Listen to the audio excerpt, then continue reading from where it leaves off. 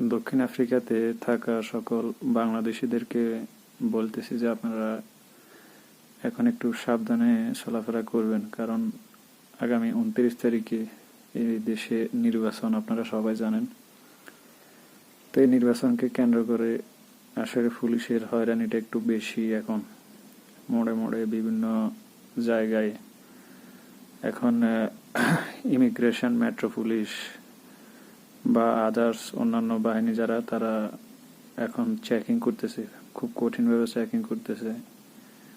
যদি প্রয়োজন হয় কাগজপত্র সঙ্গে নিয়ে যাবেন। আমাদের মালিক যিনি, উনি আসলে গ্রেপ্তার হয়েছিল, পরে টাকা দিয়ে ছুটে আসতে হয়েছে আর কি। তো যেহেতু সামনে নির্বাচন, তো এই নির্বাচনকে কেন্দ্র করেই মূলত এগুলা পুলিশ একটু হয়রানি করতেছে। আশা করি নির্বাচনের পরেই সব আবার আগের মতো স্বাভাবিক হয়ে যাবে। তো যেহেতু এই মাসের 29 তারিখে নির্বাচন, তো বুঝতেই পারতেছেন প্রতিবারের নেই এবারও তার ব্যতিক্রম হবে না। এরকমই থাকে, নির্বাচন উপলক্ষে সাধারণত একটু দরফাকর থাকে।